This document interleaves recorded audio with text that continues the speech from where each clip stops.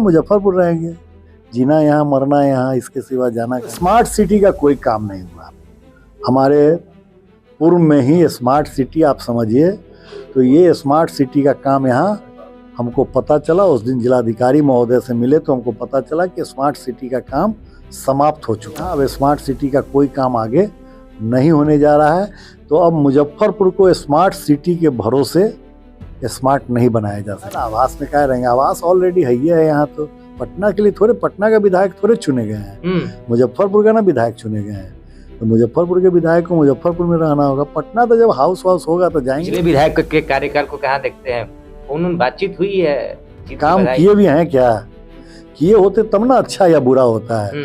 कुछ किए ही नहीं है 5 साल में, सोए हुए थे। स्मार्ट सिटी में उस समय के जनप्रतिनिधियों ने अपना योगदान, जो अपनी जिम्मेवारी को निभाना चाहिए, वो जिम्मेवारी नहीं निभा। स्मार्ट सिटी को छुट्टा छोड़ दिया गया।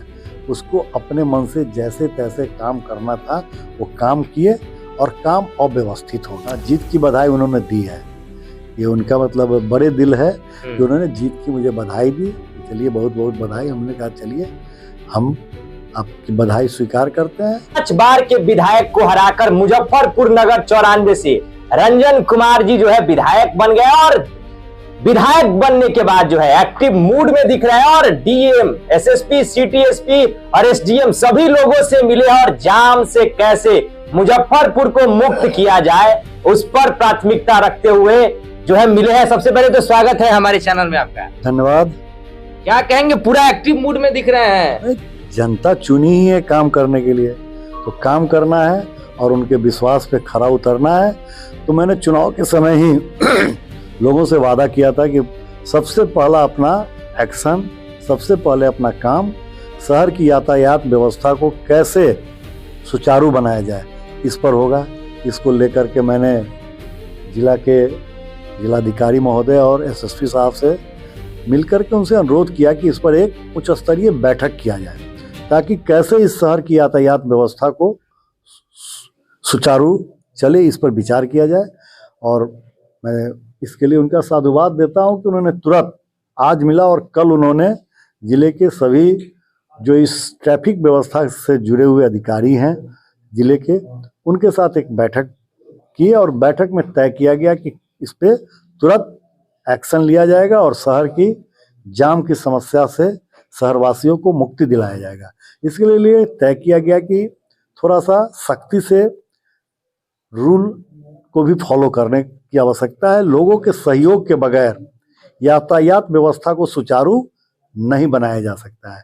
तो हम मुजफ्फरपुर के वासियों से भी अनुरोध करेंगे कि आप यातायात व्यवस्था कैसे सुचारू हो, इस पे आप पुलिस प्रशासन का साथ दें। हर एक चौक चौराहे पे एक साउंड सिस्टम भी लगाने का, लाउड स्पीकर लगाने का भी एक कार्यक्रम तय किया गया है, जिसमें कि रिकॉर्डिंग चलती रहेगी कि आप बाएं से चले, ऐसे चले, ताकि लोग में अवेयरनेस आ सके। साथ ही ये भी तय किया गया है कि चौक चौराहे से 100 मीटर से अधिक दूरी पे पार्किंग, जो ऑटो वगैरह लगा करके पैसेंजर वगैरह चढ़ाया जाता है, वो चौराहे से 100 मीटर, कम से कम 100 मीटर की दूरी पे इस चीज़ को ऑटो वगैरह रोकेंगे। ट्रैफिक पुलिस को सहयोग करेंगे ताकि या कहीं पे भी जाम नहीं फंस सके। और शहर में कुछ रोडें हैं जिनको वन वे ट्रैफिक के रूप में भी उसको चालू किया जाएगा। पहले आप लोगों को याद होगा कल्याणी चौक से मोती झील जाने का था और जवाहरलाल रोड आने का था, लेकिन वो इन दिनों वो व्यवस्था रुक गई है, उसको भी तुरंत चालू किया जाएगा। और भी जहां वन वे ट्रैफिक लागू करके यातायात को सुगम बनाया जा सकता है, उस पर भी काम किया जाएगा। साथ ही रेड लाइट को फॉलो करें, शहर में जेब्रा क्रॉसिंग वगैरह भी बनाने के लिए उस दिन तय किया गया है। कुछ प्रमुख सड़कें जहां ज़्यादा लोग रोड पे गाड़ी पार्क करते हैं, वहाँ भी एक लाइन खींचने का कार्यक्रम है जो किया जाएगा कि इस लाइन के भीतर ही आप बाइक या कार कुछ भी आप पार्क करें ताकि जाम नहीं लगे। क्योंकि जब तक जनता का सहयोग नहीं होगा, जाम नहीं खत्म किया जा सकता है।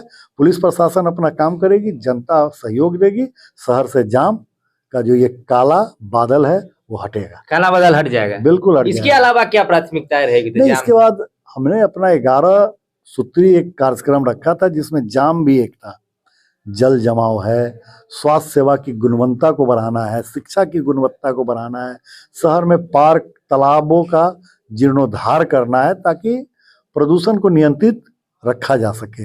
इस तरह की और भी बहुत सारी हमारी योजनाएं हैं जिसको लेकर के हम काम करेंगे, क्योंकि जनता ने हमको काम करने के लिए चुना है। मैं प्रारंभ के दिनों से ही कह रहा हूँ कि मैं चुनाव नहीं लड़ रहा हूँ, जनता चुनाव लड़ रही है। जनता चुनाव लड़ी है और मुजफ्फरपुर की जनता चुनाव जीती है। ये जीत मुजफ्फरपुर की जनता की जीत है, तो जनता के लिए ही एक एक काम होगा और मजबूती के साथ काम होगा।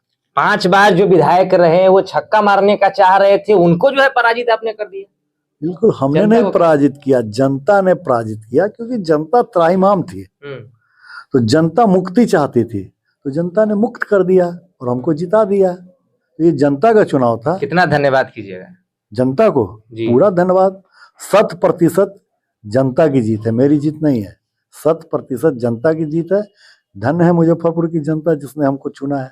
मुजफ्फरपुर शहर की बात करें तो शाही लीची के लिए जाना जाता है, लहठी के लिए जाना जाता है, लेकिन व्यवस्थित दुकानें नहीं है। रोड पर ही जो है लीची को बेचा जाता है। देखिए, हमने अपनी चुनावी जो मेरा घोषणा पत्र था उसमें मैंने इस चीज की चर्चा की थी कि बाबा गरीबनाथ कॉरिडोर, शाही लीची और लहठी। देखिए, मुजफ्फरपुर की पहचान है शाही लीची, और इस पहचान को हमको कायम रखना है। इसके लिए एक लीची को लेकर के हम लोग जिस प्रकार से अभी देश के यशस्वी प्रधानमंत्री जी ने लीची को जीआई टैग देने का काम किया, इससे अंतर्राष्ट्रीय बाजार में लीची की महत्ता और बढ़ी है। हम लोग एक लीची को लेकर के एक ये काम करेंगे कि जिस तरह से बाजार समिति सारे फलों के लिए एक बाजार है, उस तरह लीची के लिए भी एक अलग मार्केट हो, व्यवस्थित बाजार हो, जहां लीची पूरे हमारे जिले की लीची आकर के वहां आए और वहीं से मार्केट में भी जाए, प्रदेश में भी जाए, देश में भी जाए और विदेश में भी जाए। इसकी एक व्यवस्था की जाएगी, क्योंकि देखिए, लीची बहुत ऐसा हमारा इस यहाँ के किसान हैं जो लीची आधारित ही खेती करते हैं। उनका पूरा साल भर का वो अपनी योजना लीची पर भी आधारित बनाते हैं। तो लीची का मार्केट जब तक और उन्नत नहीं होगा, लीची का व्यापार को उन्नत नहीं बनाया जा सकता है। और भी लीची की अधिक वृक्ष लगाने का कार्यक्रम प्रारंभ कराया जाएगा, क्योंकि आप देखेंगे बहुत लीची की इधर पेड़ों की संख्या हमारे यहाँ कम हो गई है। तो इस पर भी काम किया जाएगा। लीची अनुसंधान केंद्र है, लीची अनुसंधान केंद्र के साथ बात करके लीची की भी महत्ता को और बढ़ाने के लिए, लीची की भी किस्म को और उत्तम करने के लिए काम किया जाएगा। लहठी अपना पूरे देश में प्रसिद्ध है। मुजफ्फरपुर की लहठी पूरे, आप देखते होंगे कि बहुत बड़े बड़े सेलिब्रिटीज लोगों की भी शादी विवाह होती है तो मुजफ्फरपुर से लहठी बनकर जाती है। इसके भी मार्केट को डेवलप करने का काम किया जाएगा। बाजार इसका है, वहाँ उसको और थोड़ा व्यवस्थित किया जाएगा। और बाबा गरीबनाथ जो मुजफ्फरपुर की जनता की लोक आस्था का विषय है, उत्तर बिहार का देवघर, उत्तर बिहार का देवघर नहीं कहिए आप, पूरे बिहार का देवघर है। बाबा देवघर यहाँ से जब झारखंड में शिफ्ट हो गए तो झारखंड बनने के बाद पूरे बिहार में बाबा गरीबनाथ का श्रावणी मेला, सबसे बड़ा मेला मुजफ्फरपुर का ही लगता है। लगभग 10 लाख के आसपास लोग उस श्रावणी मेला में जलाभिषेक करते हैं। तो इसको कैसे बिहार के पटल पर इस मेला को लाया जाए, इस दिशा में हम लोग काम करेंगे। और बाबा गरीबनाथ मंदिर को जहां तक और जीर्णोद्धार किया जा सके उसको जीर्णोद्धार करने का, उसको व्यवस्थित करने का काम किया जाएगा। जिस तरह से मुजफ्फरपुर को स्मार्ट सिटी में घोषित किया गया था, उसके कार्य को कहाँ देखते हैं, कहाँ तक? देखिए, स्मार्ट सिटी का कोई काम नहीं हुआ। हमारे पूर्व में ही स्मार्ट सिटी आप समझिए, तो ये स्मार्ट सिटी का काम यहाँ हमको पता चला, उस दिन जिलाधिकारी महोदय से मिले तो हमको पता चला कि स्मार्ट सिटी का काम समाप्त हो चुका हुआ है और यहाँ अब स्मार्ट सिटी का कोई काम आगे नहीं होने जा रहा है। तो अब मुजफ्फरपुर को स्मार्ट सिटी के भरोसे स्मार्ट नहीं बनाया जा सकता है। इसके लिए अलग से हमारा नगर निगम है यहाँ, हम नगर निगम के साथ मिलकर के काम करेंगे। जो नगर निगम जहाँ तक कर पाएगी फिर पटना से लेकर के दिल्ली से जहाँ से भी फंड ला करके शहर को व्यवस्थित किया जा सकता है उसको किया जाएगा। यानी स्मार्ट सिटी में काम नहीं हुआ है। स्मार्ट सिटी में उस समय के जनप्रतिनिधियों ने अपना योगदान, जो अपनी जिम्मेवारी को निभाना चाहिए, वो जिम्मेवारी नहीं निभाए। स्मार्ट सिटी को छुट्टा छोड़ दिया गया।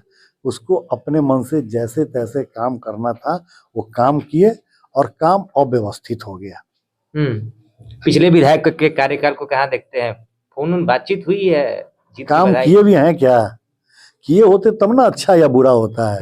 कुछ किए ही नहीं है 5 साल में, सोए हुए थे। तो बधाई मिली कि नहीं जीत की? हाँ, जीत की बधाई उन्होंने दी है। ये उनका मतलब बड़े दिल है कि उन्होंने जीत की मुझे बधाई दी। चलिए बहुत बहुत बधाई। हमने कहा चलिए हम आपकी बधाई स्वीकार करते हैं। आपने शहर के लिए पिछले 20 साल आपने भी लगा है, काम किया है। आगे आप भी बताएंगे, जो आपका सही मार्गदर्शन होगा उसको, एक सीनियर होने के नाते आपके मार्गदर्शन को भी सुना जाएगा, उसको किया जाएगा। रंजन कुमार जी विधायक बने हैं तो आवास मिलेगा पटना में, वहां रहेंगे कि मुजफ्फरपुर रहेंगे? ना ना, आवास में क्या रहेंगे, आवास ऑलरेडी है ही है यहाँ। तो पटना के लिए थोड़े, पटना का विधायक थोड़े चुने गए हैं, मुजफ्फरपुर का ना विधायक चुने गए हैं। तो मुजफ्फरपुर के विधायक को मुजफ्फरपुर में रहना होगा। पटना तो जब हाउस वाउस होगा तो जाएंगे। लेकिन रहेंगे मुजफ्फरपुर में? हाँ, मुजफ्फरपुर रहेंगे। जीना यहाँ, मरना यहाँ, इसके सिवा जाना कहाँ। तो हमारे बीच 94 नगर विधायक रंजन कुमार जी थे और इस बार जो है मुजफ्फरपुर की जनता ने भरोसा जताया है और भाजपा से इनको टिकट मिला था और रंजन कुमार जी ने जीत दर्ज किया है 32,000। कितना वोट? 32,567।